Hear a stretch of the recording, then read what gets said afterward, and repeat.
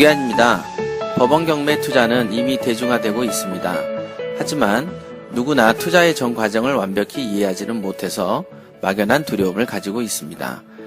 그래서 준비했습니다. 도계안의 1:1 PT 법원 경매 실전 투자 과정을 준비했습니다. 많은 교육생들은 생각합니다. 나도 과연 혼자서 경매 투자를 잘할 수 있을까 하고 말이죠. 실제로 그렇습니다.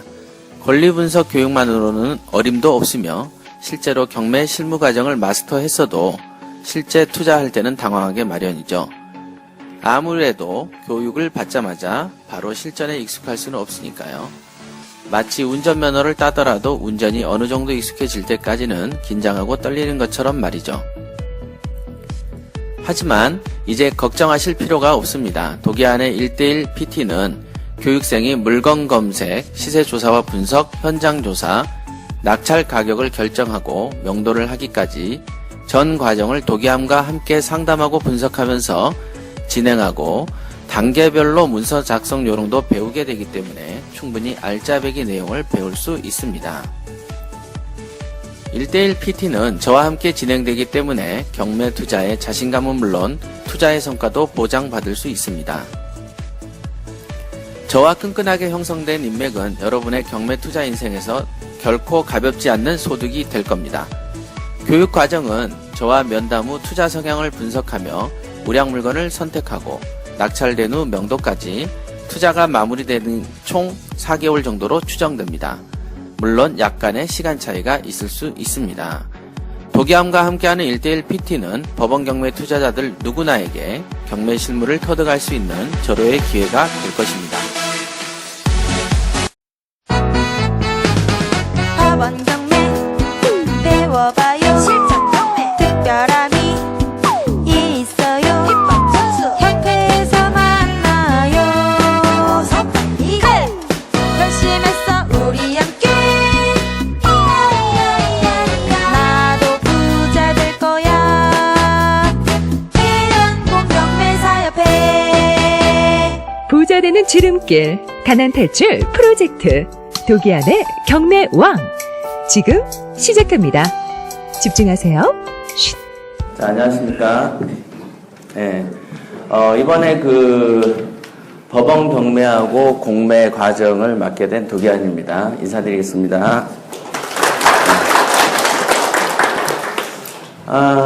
우선 이건 첫 페이지인데요.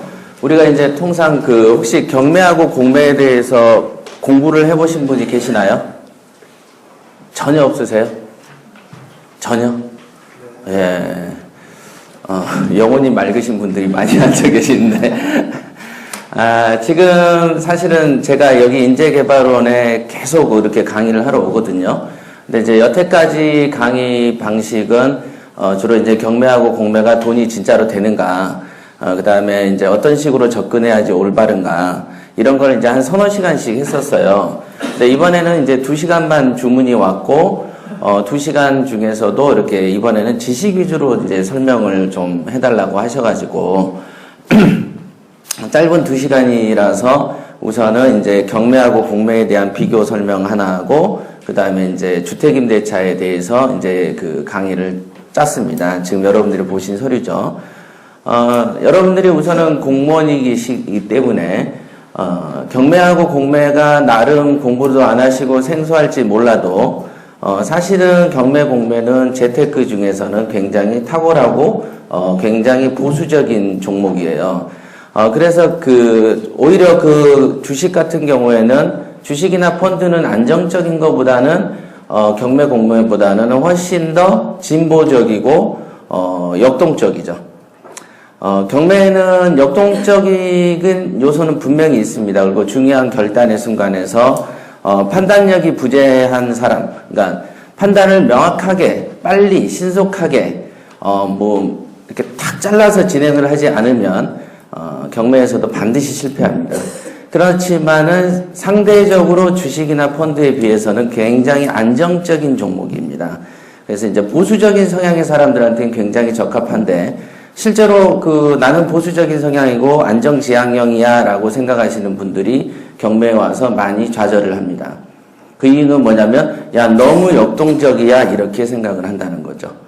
예, 그런 차이가 좀 있습니다. 그런 게 왜 그러냐면은 투자라는 걸 여러분들이 많이 안 해보셨고 어떤 판단을 어떻게 해라, 판단을 냉철하게 해야만 돈을 번다, 성공한다 라는 건 누구나 다 알고 있지만은 그 판단을 아직은 해본 적은 없거든요. 예, 많이 안 해봤기 때문에 생소한 데서 오는 그 역동적이다라는 느낌을 받기도 합니다. 경매라는 게. 하지만은 다른 재테크랑 비교했을 때 보면은 굉장히 보수적인 성향을 띈다. 이렇게 알고 계시면 되겠습니다. 그래서 오늘은 짧은 2시간이기 때문에 지식 위주로 이렇게 진행을 한번 해보겠습니다. 우선은 여기에서 제가 이렇게 첫 번째에서 이렇게 말씀드리고 싶은 거는, 우리가 이제 어딨지? 여기는 없네요. 지금 팟캐스트 방송을 저기 진행한다고 두 번째 줄에 있잖아요. 여러분들이 핸드폰에서, 팟캐스트 방송을 듣는 앱이 있습니다. 팟빵 앱이라고. 거기에서, 독일의 경매왕 또는 경매 이렇게 치시면은 관련된 어떤 교육 그 파일들이 되게 많이 올라와 있어요. 한 400개 정도 됩니다.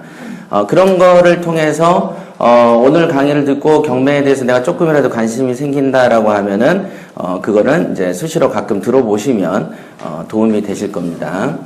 우선은 법원 경매하고 공매라는 게 이제 두 가지로 대표되는 게 부동산 도매 시장이라고 하거든요. 그래서 뭔가든 싸게 살 수 있는 시장이다. 네, 이렇게 보시면 되겠습니다. 법원 경매하고 공매는 들어보셨죠? 예.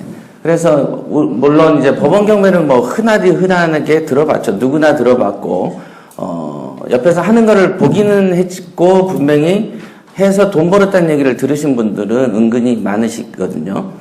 근데 이제 법원 경매 같은 경우가 이제 법률로만 보면은 민사집행법에 의해서 규율을 받는다. 이렇게 되어 있죠. 예. 저 민사집행법은 김대중 정권 때 IMF를 맞이하면서 숱한 부동산들이 쏟아져 나오니까 과거에 있었던 그 부동산의 처리 기법으로는 그릇이 너무 작다. 그래서 그릇을 너무 많이 쏟아지니까 체계적으로 신속하게 처리하기 위해서 따로 법령을 만든 게 민사집행법입니다. 민사집행법. 옛날에는 우리가 집행관을 집달리 이렇게 표현을 했었죠. 집달리 그러면 되게 없어 보이죠. 되게 아닌 것 같고 약간 일본풍도 좀 나고. 그런데 이거를 이제 집행관 이런 식으로 명칭을 개칭하면서 절차라든지 이런 것도 굉장히 신속하게. 경매라는 것 자체가 국가가 개입해서 물건을 파는 거죠. 그런 거죠. 강제적으로 개인 간의 둘 간의 싸움이 나는 것을 개입을 해서 국가가 판매를 대신 해주는 거죠. 그러니까 당연히 국가가 그 행위를 하면은 그거를 관련돼서 규율할 법률이 필요한 거고, 그게 이제 민사집행법이다. 이렇게 보시면 되겠습니다. 반대로 공매 같은 경우에는 이제 국세나 지방세에 대한 체납이 있을 때, 저것도 국가죠. 국가가 자기가 받을 돈을 받아내는 방법으로 강제로 매각을 시키는 게 공매인 거죠. 그죠? 법원 경매는 개인 간에 쥐뜯고 싸울 때 사이에 껴가지고 대신 팔아주는 것이고, 공매는 국가가 자기 돈 받으려고 진행하는 사례다. 이렇게 보시면 되겠습니다. 자기 돈을 받으려고 하니까 당연히 한 달에 한 번씩 진행할까요? 매주 한 번씩 진행할까요? 여러분들이 공무원 입장에서 내 돈 받아야 된다. 매주 진행한다. 그래서 매주 진행합니다. 그렇게. 매주 진행하는데 경매처럼 20%씩 깎아주면은 한 달 진행하면 너무 똥값되죠. 그럼 돈 받는 게 애로가 생기죠. 그래서 10%씩 깎아준다. 이렇게 외우시면 됩니다. 그 다음에 이제 법원 경매는 이제 전회차에서 20에서 30씩 깎아주는 거죠. 그러니까 1억짜리가 한 달이 있으면은 이제 8천 되는 거죠. 20% 깎아주면. 잠깐만요. 물 좀 마시고.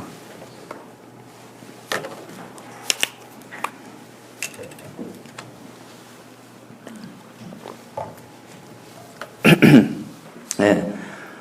그렇게 보시면 되고요. 어떤 경우에는 30%를 깎아주냐면 그거는 순전히 법원마다 다릅니다. 법원마다. 그러니까 30% 깎아준다고 하면은 크죠. 그 3억짜리가 한 달이면은 바로 9천만 원 깎아버리는 거예요. 그러니까 세상 그 싸게 이렇게 구입하기에는 참 좋죠. 그런데 이제 그런 걸 잘 모르고, 야, 공매, 경매보다는 금매가 더 좋다더라라고 하는 풍문을 또 뿌리는 사람이 또 있습니다. 어느 파트든 특히 법률 파트에는, 약간의 그 오정보, 루머를 양산하는 사람들이 있어요. 꼭 그런 사람들에 의해서, 멘탈이 약한 사람들은 그걸 믿거든요. 어찌됐든 저렇게 깎아주는데, 동네에서 금매가 20에서 30씩 싼 데는 없어요, 어디든. 네, 그렇게 보시고 접근하시면 된다. 그 다음에 매월 떨어지는 건 법원 경매고, 공매는 매주 떨어진다더라. 이렇게.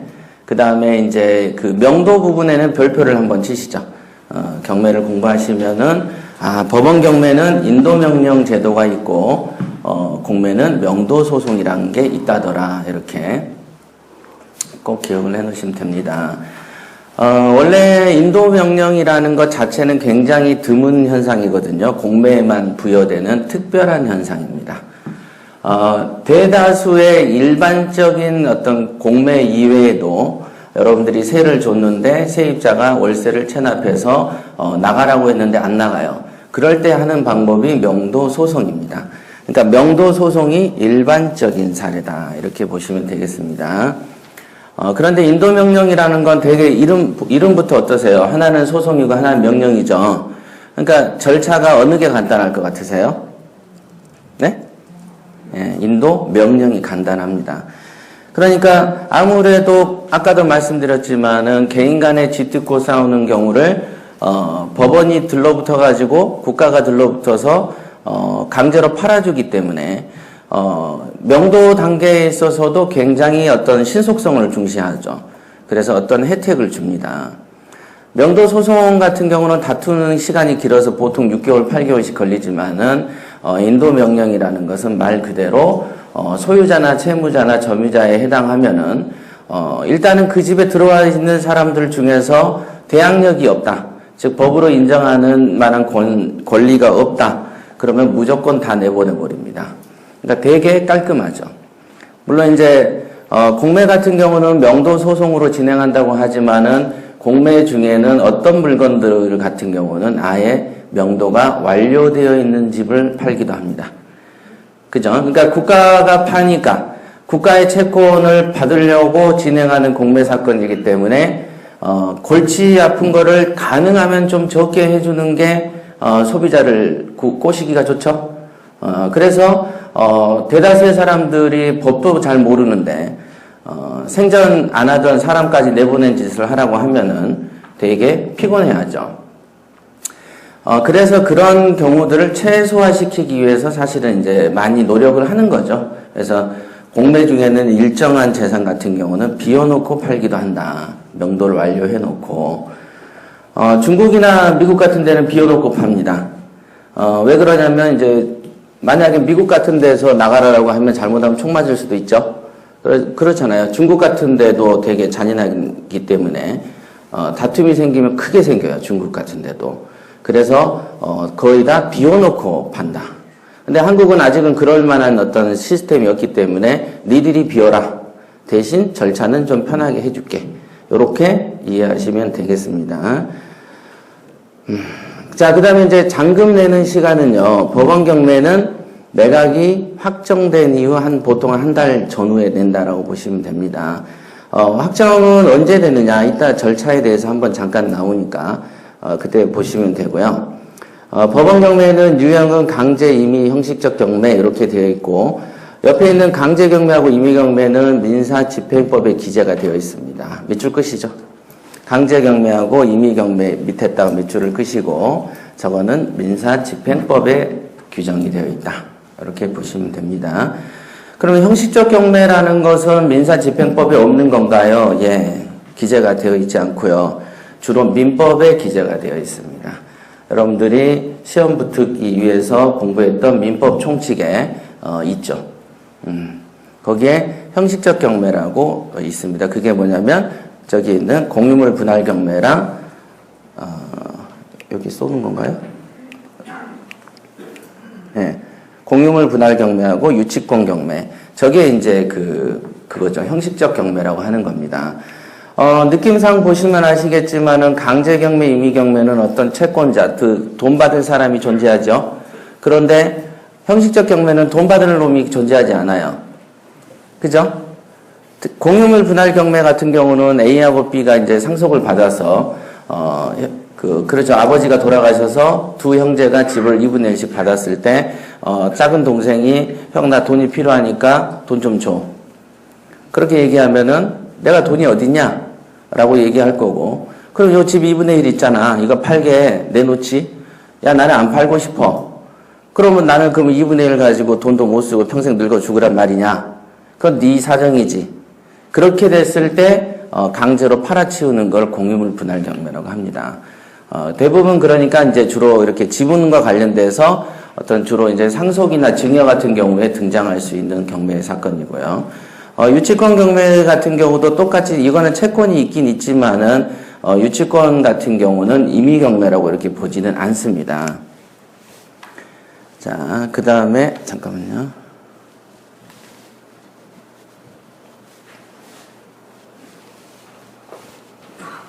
네.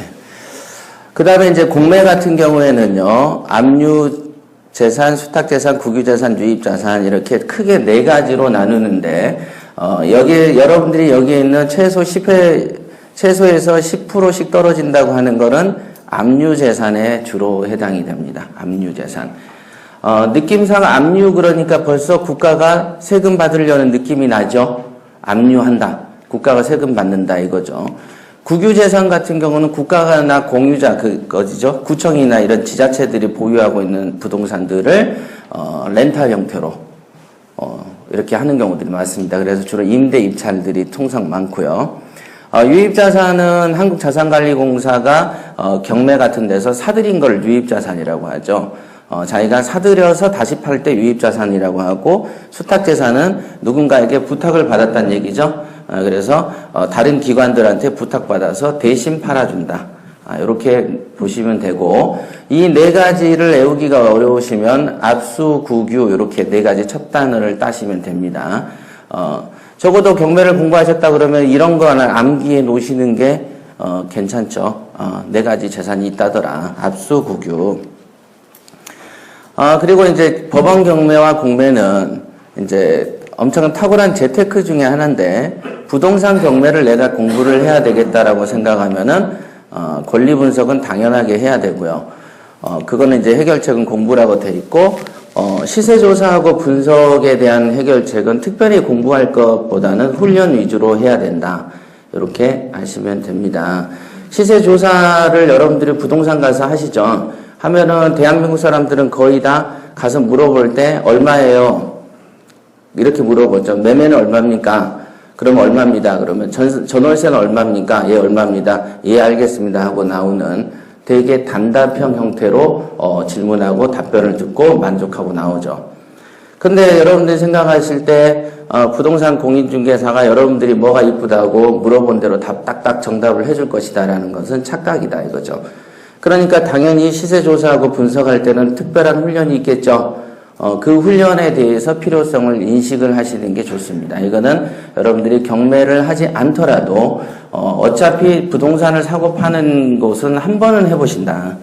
그랬을 때 반드시 자기 부동산을 팔 때는 내 거를 제값받으려고 노력을 해야 되겠고, 그 다음에 내가 어떤 부동산을 매입할 때도 가능하면은 저가에 좀 다운을 해서 협상을 통해서 좀 단돈 500이든 1000이든 싸게 사야 된다는 어떤 관점이 있지 않습니까? 그런 관점 속에서 시세조사와 분석을 이해하시면은, 나한테 굉장히 필요한 거구나, 이렇게 인식하시면 됩니다. 그냥 하여간 세상 물정 별로 모르면은 나가면 찬바람 맞게 되어 있습니다.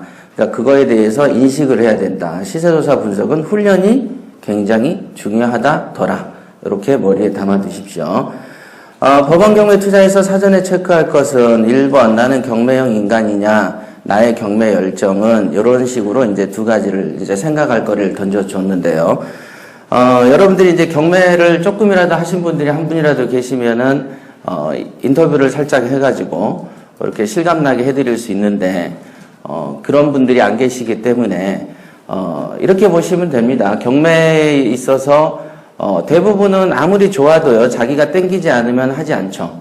그쵸? 물론 땡긴다 안 땡긴다 판단할 때는 자기 생각에는 이게 효과가 있을 것이다 없을 것이다를 생각해서 땡긴다 안 땡긴다라고 결정을 하거든요. 그러나 그렇게 판단하는 자신이 되게 옳다라고 생각하는데 그렇지 않습니다. 여러분들이 1년, 2년 동안 노력해서 벌어들이는 급여하고 그래서 저축하거나 모으는 돈 같은 거를 경매에서는 한 건에서 한 5년치를 모아버린 경우들이 흔한 일입니다. 여기서. 그러니까 자신들이 인식하는 어떤 입장에서 판단하는 것을 옳게 보면 안 되는 거예요. 첫째가. 그러니까 학문을 할 때 항상 자기를 의심하라고 하잖아요. 그래서 자기 자신을 의심하는 거를 습관을 들이셔야 된다. 이렇게. 그런데 그렇게 대단한 경매 같은 경우도 하다 보면 열정이 식습니다. 여러분들이 여기서 남자분들이 김태희같이 이쁜 아가씨를 꼬시려고 실컷 따지고 뭐 연애하고 데이트하고 몇 년간 쫓아다니는 것도 한 1년 되고 2년 되면 지겹죠. 그렇게 바뀌는 걸 여러분들이 많이 경험하시죠. 여성분들도 어떤 게 관심이 있었지만은 시간이 가면서 관심이 퇴색하는 걸 느끼셨을 거예요. 그러면 관심이 퇴색한 거지 그 물건의 특징이 퇴색한 건 아니죠. 김태희는 여전히 김태희니까. 그런 거죠. 그래서 자기의 경매 열정을 데피는 작업이 필요한데 통상 여기에서 보면은 도박이나 주식이나 술을 중독하는 경우에 있어서 그런 사람들이 주식을 투자하는 사람들이 자기의 열정이 식을까를 두려워했다거나 식을까 두려워서 열정을 데피기 위해서 어떤 프로그램을 소화했다거나 별도의 마인드와 마음가짐을 가졌다더라라는 느낌이나 소문을 들은 적은 없으실 거예요, 여러분들이. 저런 거는 옆에서 돈 까먹고 옆에서 하지 말라고 해도 혼자서 미쳐서 하는 게 주식이나 술이나 도박이죠. 그쵸? 특히 뭐 도박 같은 경우는 못 살겠다고 쌩 난리를 치고 지도 계속 손해만 봐도 계속 하잖아요. 그건 누가 말려도 한단 말이죠. 그러면 사실은 주식도 그래요. 저희 주변에도 중독 비슷한 사람이 많죠. 바로 어저께 까먹어도 오늘 또 해요. 용기가 어디서 생기는지 모르지만 계속 생겨서 또 해. 그렇지만 부동산은 손해도 안 보는데도 요거 좀 해라 그러면 쥐가 안 합니다. 그 왜 그렇다고 생각하세요? 이유가 분명히 있겠죠. 그렇지만은 이 열정이 대부분의 사람들은 보면은 부정적인 방향으로 열정이 많이 됩니다. 거의 다 대다수가. 그러니까 그 대한민국에서 상위는 5% 안쪽이라고 하듯이 5% 안쪽에 들지 않는 사람의 기본적 속성은 안 좋은 거를 즐기는 속성이 있다. 이렇게 보시면 됩니다. 그래서 내가 경매를 해야 되겠다 그러면 권리분석하고 시세조사 열심히 해야 된다는 거 하나를 배우시고 그러면 내가 열심히 할 때 뭐가 중요하지 했더니 중독이라는 것도 중요하다더라라는 것도 오늘 배우셨다라고 느낌을 가지시면 되겠습니다. 왜냐하면 하다 보면은 여기서 소수 잠깐 하다가 여기서 자빠지거든요. 그런다 그 다음에 이제 경매를 통상 이렇게 한두 번 하다가 실패를 하거나 좌절하면 열정이 식음과 동시에 어떤 길을 선택하냐면 나 공인중개사 따야지 이렇게 바뀝니다. 그래서 여러분들 중에 분명히 공인중개사를 공부하시는 분이 계신가요? 계신가요? 이미 땄다라는 사람은 있죠. 예. 반드시 있어요. 그래서 경매를 들어왔다가 중간에 공인중개사로 빠지는 징조. 그래서 저도 직원을 써보고 경매를 조금 이렇게 막 해요. 한 1, 2년 하다가 조금 안 되는 사람 입에서 딱 튀어나온 게 공인중개사 하랍니다. 이렇게 나옵니다. 그래서 누군가가 경매를 하다가 나 공인중개사 공부하려고요 하면 너는 배터리가 다 됐구나 이렇게 평가하면 되는 그런 상태. 그러니까 이 중독이라는 게 굉장히 절실히 필요하다라는 거죠. 여러분들 아직 시작을 안 하셨으니까 이 말이 뭐 잘 이해는 안 되실지 모르겠지만은 이제 나중에라도 인연이 돼서 경매를 내가 해야 되겠다 했을 때 지금 얘기를 아마 기억을 하시게 될 겁니다. 그 경매를 공부할 때 되게 중요한 것은 제대로 된 결과를 원하면 올바른 경매 공부법을 익혀야 된다더라 이렇게 인식을 해야 되고요. 그럼 뭘 공부하지? 그럼 요 세 가지에 대해서 기억을 하셔야 된다. 저는 권리 분석 말고는 들은 적이 없는데요 라고 생각하시는 분들이 많겠죠. 그러나 권리 분석은 5%에 불과하다라는 것을 알고 나중에라도 공부하시라. 5%라고 분명히 말했는데 여러분들이 경매 현장에 내가 한번 해봐야 되겠다고 마음 먹는 순간 100%로 바뀌어 있습니다. 100%로. 돈 버는 거를 머리로 안 돼요. 돈 버는 거는 여러 가지 판단력으로 되는 거지 암기력으로 되어지지 않습니다. 그리고 실제로 권리 분석 같은 경우 쓰이는 게 굉장히 미미하게 사용된다더라. 이렇게 꼭 기억하십시오. 부동산 가치를 평가하는 눈이라는 것은 우리가 흔히 말하는 거죠. 내가 어디 사놨는데 어디 분양을 받을 건데 그게 미래에 좋을까요? 이렇게 이제 부동산 쪽에가 특히 점쟁이들이 판을 치는데 물어보잖아요. 점쟁이한테 물어보듯이 내가 사놨는데 괜찮을까요? 저기 신도시에 뭐 세종시에 이런데 괜찮을까요? 부산이나 대구에 오른다는데 괜찮을까요? 맨 그런 식으로 질문을 한다. 그런 거를 부동산 가치를 평가하는 눈이라고 하죠. 그러나 확실한 건 대한민국에서 똑똑한 사람을 다 모아놨다라는 재경부에서조차도 IMF가 올 때까지 몰랐다 이거죠. 그죠? 하루 종일 경제학 박사를 따기 위해서는 10년 가까이 경제학을 공부를 해야 되고, 경제 부처에 있으니까 일반 공무원보다는 맨 경제만 가지고 들고 노는 사람도, 바로 앞에 국가적 환란이 올 때까지 몰라요. 그러면 그때 몰랐던 게 2008년 서브프라임 때는 알았을까요? 몰라요. 그럼 앞으로 5년 이후나 2년 이후에 어떤 일이 벌어질지 아는 놈은 한 놈도 없습니다. 한국에 어디도. 그러니까 모르는데 그걸 또 받아 써서 기사를 쓰면 여러분들은 또 그걸 믿고 자신의 재테크의 방향을 결정한다. 그것 또한 멍청한 짓이죠. 되게 그러니까 확실한 거는 미련한 짓을 해서 돈이 될 리는 없지 않습니까? 그래서 중요한 거는 가치를 평가하는 눈을 자기가 보는 눈을 터득을 해야 됩니다. 그렇지 않으면은 여기서 끝나요, 대부분. 그래서 가치를 평가하는 눈이 되게 중요한데 그 눈을 어떻게 키우냐면 이렇게 직접 간접 경험을 축적을 하시라. 여러분들도 분명히 본인 투자는 안 해봤어도 남이 투자해서 돈 벌었다는 얘기 들어본 적 있을 것이고 또 남이 어떻게 투자해서 돈을 벌는 것처럼 하다가 다시 못 벌었다는 얘기도 들어봤을 것이고 그죠? 그런 것 많죠. 지금은 용산의 개발이 백지화됐지만 신문 기사만 찾아보시면 그게 장밋빛이 어마어마하게 들어있었어요. 근데 그것도 세월 지나면 잊어버리잖아요. 그죠? 그것도 공부를 해보시면은, 야, 이게 세상이 이렇구나. 그런 느낌들을 많이 쌓으시는 게 부동산 가치를 평가하는 눈이 느는 겁니다. 그러니까 그 정도의 관심과 분석을 하려면 당연히 부동산을, 되게 사랑하는 사람들이나 하는 짓이죠. 그죠? 그러니까 나는 애초에 부동산에 관심이 별로 없었고 이제 관심을 가져야지라고 생각하는 사람은 당연히 이 눈도 없을 것이다. 그죠? 그러니까 그 판단으로 무엇을 하면 실패할 가능성이 농후하죠. 그래서 부동산을 통해서 뭔가를 여러분들이 하시겠다라고 하면 직접 경험 또는 간접 경험의 어떤 사례들을 수집하는 행위도 사실은 좀 필요하다. 이렇게 말씀드릴 수 있겠습니다. 가장 이 세 가지 중에서 여기 세 가지 중에서 가장 성취하기가 힘든 게 이 마인드 부분입니다. 생각이라는 것은, 사람들이 보면은 63빌딩을 숟가락으로 부시는 것보다 생각 바꾸는 게 더 어렵습니다. 절대로 안 바뀝니다. 절대로. 자기의 어떤 그 살처럼 자기랑 분리할 수 없는 게 자기의 생각이죠. 정말로 여기도 많은 분들이 앉아 계시지만은 자기의 생각대로 인생을 꾸려왔다, 지금까지. 물론, 나는 가정에서 누군가가 반대해서 아버지 기대대로, 와이프 기대대로, 내 뜻대로 나는 못 살았다. 라고 말하는 사람도 있는데, 그것 또한 자기 생각대로 산 것이죠. 그죠? 주변 사람들의 의견에 따라야 된다라는 자기의 생각에 의존해서 현재까지 살아온 거거든요. 그러면은 여러분들 생각에 스스로 만족스럽고 나는 후회가 없다라고 생각하면 여러분들의 마인드는 문제가 없는 겁니다. 그죠?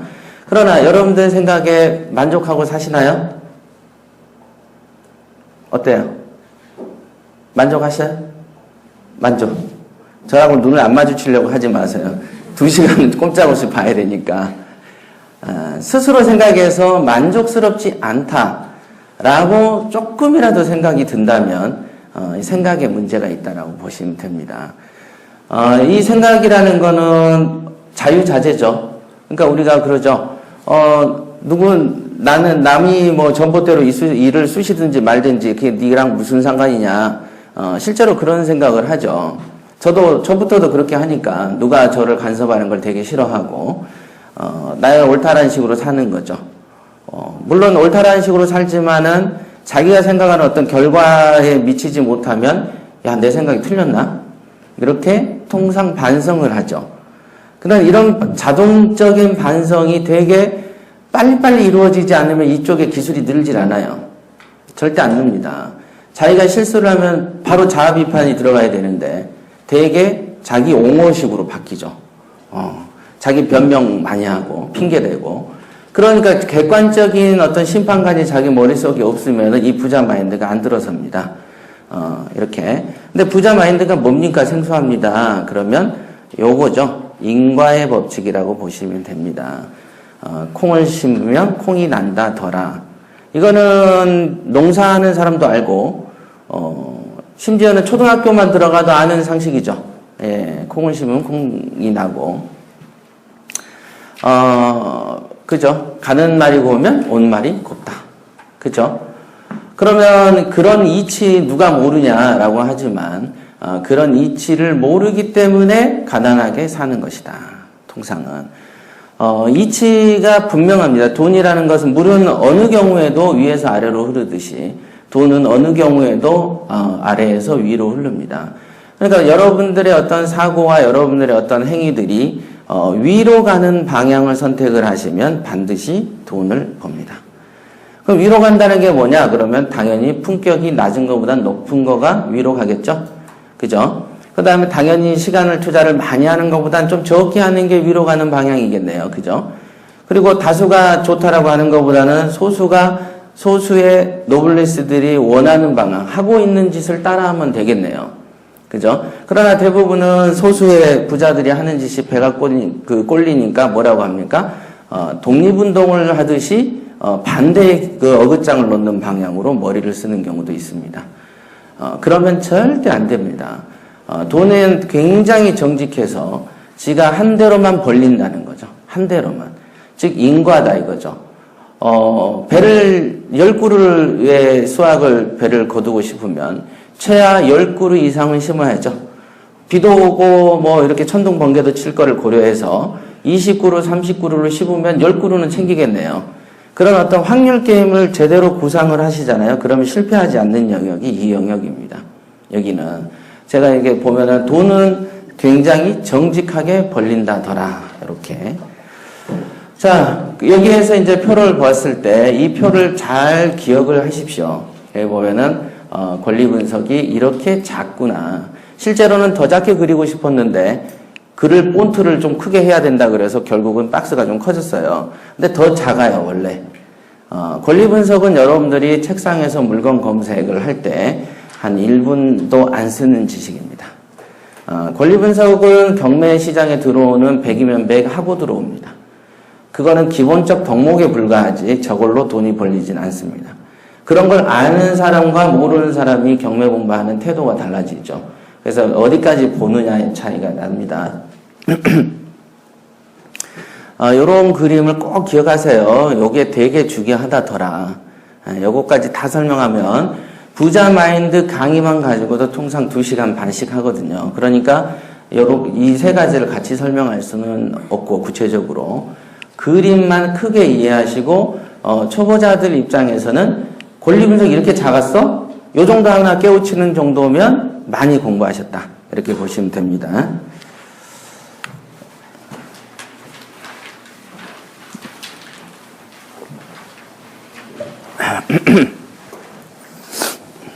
자, 법원 경매의 실제 투자 과정을 1부터 9단계까지 이렇게 적은 겁니다.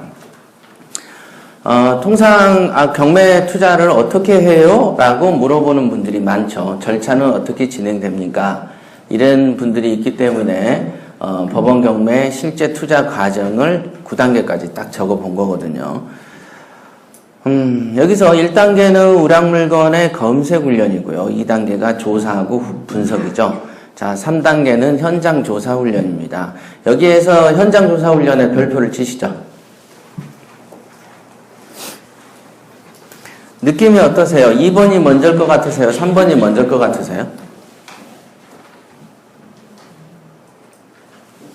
어떨 것 같으세요? 3번? 맞아요.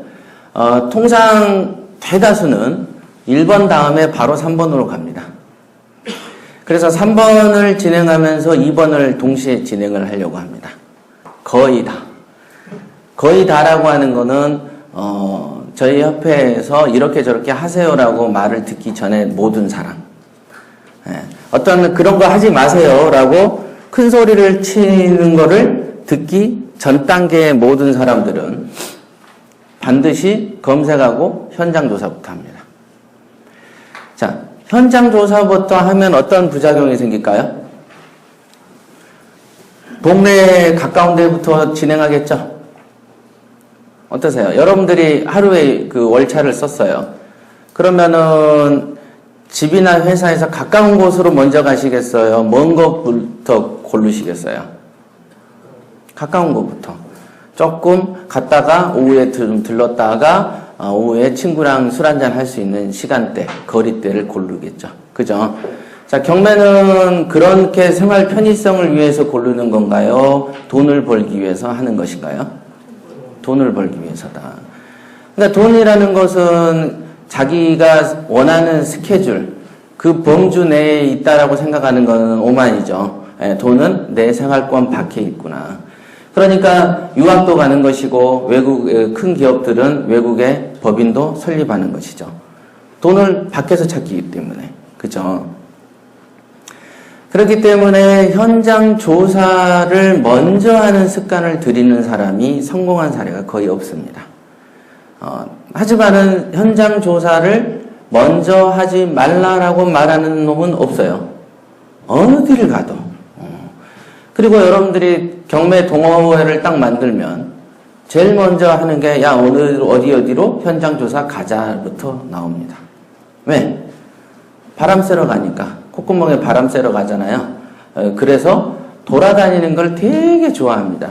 그거를 두자로 발품 판다 이러죠. 발품. 그러니까 우리가 흔히 그 인식하는 발품 팔아야지 된다라는 그 인식을 많이 전환해야 된다. 발품을 팔다 보면은 여러분들 같이 일상생활에 있으신 분들은 경매를 못하죠. 많이 못 돌아다니니까. 맞죠? 그러니까 어떤 동시에 진행하려면 당연히 내 본래 생활 속에서 짜투리 시간을 활용해서 최대의 효과가 나야 되기 때문에 그러니까 당연히 먼저 발로 이동하는 거를 중요시하는 방식을 선택하면 절대로 안 된다.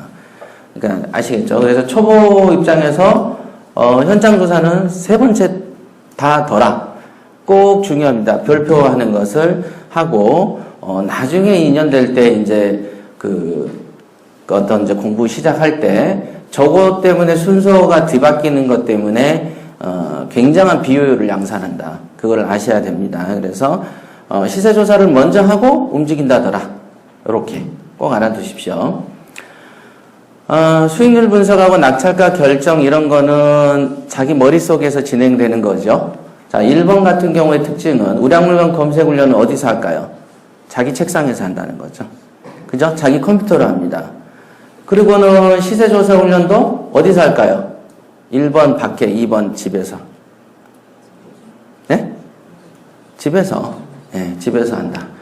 그러니까 나가는 거는 3번에서 한번 나가죠. 3번.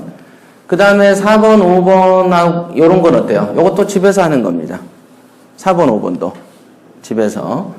그 다음에 당연히 낙찰받는 경우에는 법원 가야지 낙찰을 받죠. 예. 물론 공매 같은 경우는 응찰 같은 경우를 인터넷으로 하기 때문에 온비도 홈페이지에서 하거든요. 그러니까 그 경우는 응찰하는 것 자체도 밖으로 나가지 않겠죠. 당연히 이제 잔금 치를 때는 이제 법무사가 대신 주로 하고요. 자, 명도할 때 이제 밖으로 나가죠. 그럼 명도할 때 그 사람을 만나러 한번 가죠. 예. 지금 1번부터 쭉 보면은 우량물건 검색은 자기 집에서 자기 혼자 하는 것이고, 시세조사 훈련은 자기 집에서 남하고 하는 것이고, 명도는 지가 밖에 나가서 한다. 그러니까 상대방을 만나는 건 요 2번하고 7번이죠? 그죠? 혼자서 하지만은, 상대방을 만나는 거, 전화로 만나든 뭘로 만나든 상대방이 등장하는 거는 2번이고, 그 다음에 명도도 상대방이 등장하게 된다.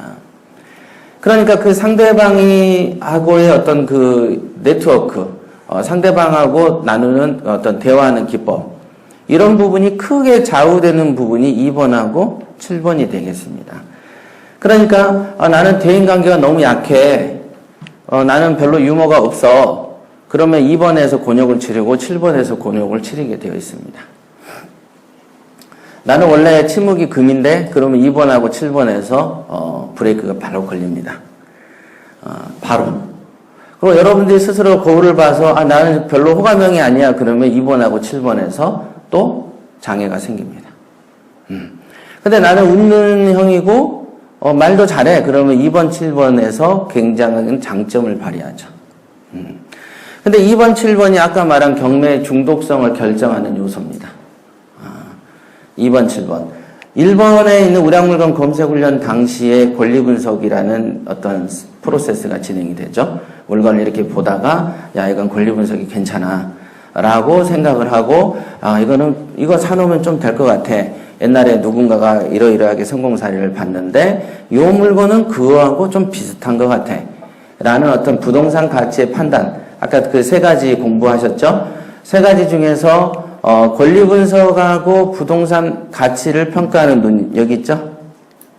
요거. 권리 분석하고 부동산 가치를 평가하는 눈이 집중적으로 작용하는 게 우량물건 검색 훈련에서 작용을 합니다. 그 외에는 2번하고 7번 정도는 거의 대화법에서 굉장한 어떤 실력 차이가 납니다. 대화법이라는 거는 상대가 존재하기 때문에 시세조사 훈련은 상대한테 최대한 많은 정보를 빼내는 것이고, 명도는 상대한테 최대한 집을 빨리 비우게끔 설득하는 논리가 필요하다는 것이죠.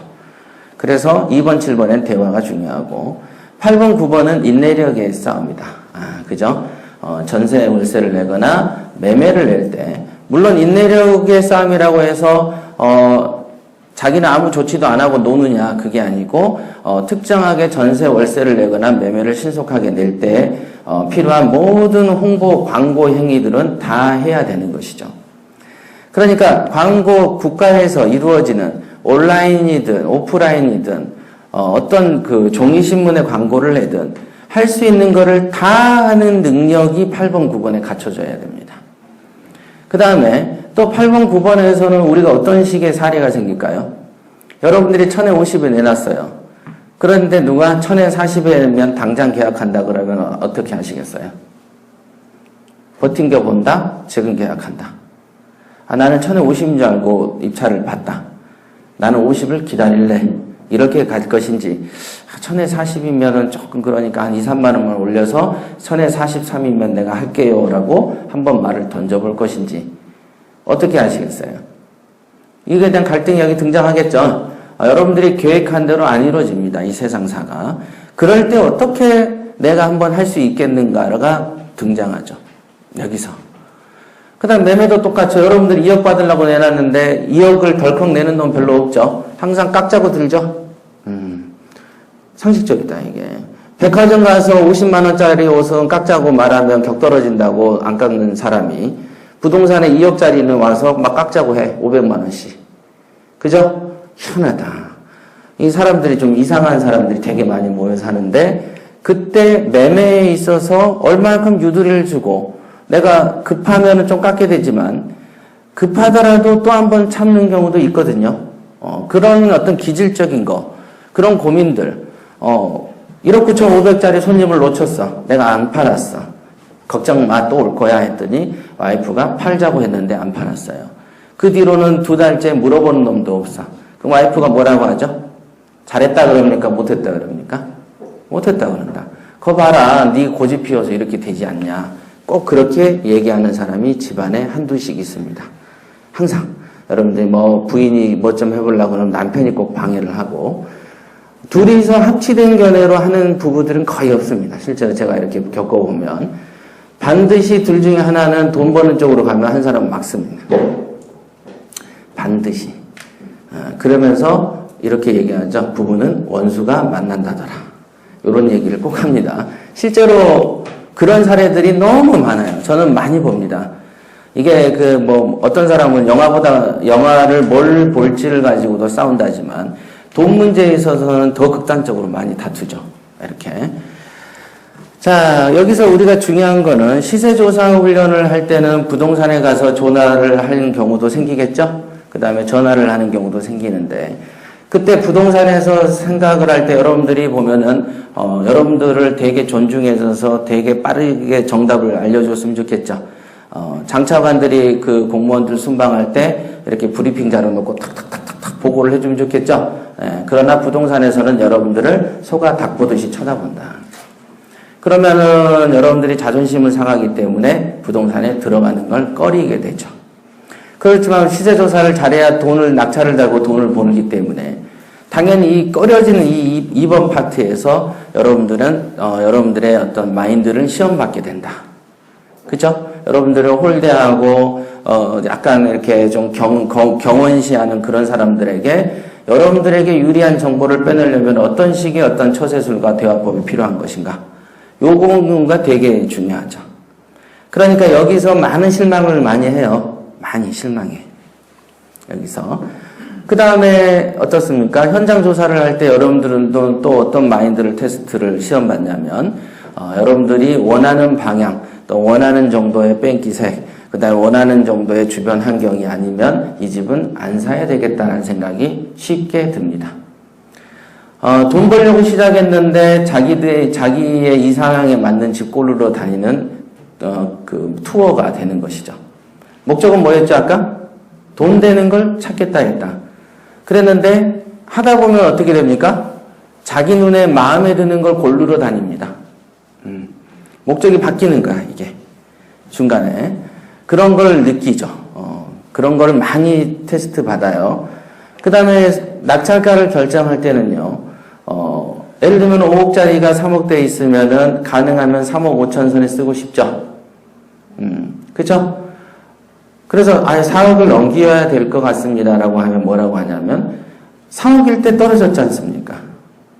그러니까 누구도 4억은 안 쓰지 않을까요? 라는 어떤 극단적 비논리를 막 전개를 하죠. 눈빛은 확실해 차서 이렇게 막 얘기해. 진짜라고 음식으로.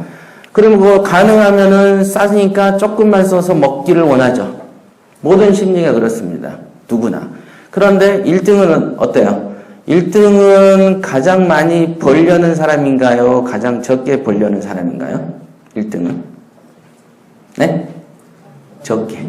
그죠? 한 20명이 들어왔으면은 1등은 가장 적게 먹으려는 사람만 된다. 그런 거를 한번 생각을 해보시라는 거죠. 그게 마인드 영역인 겁니다.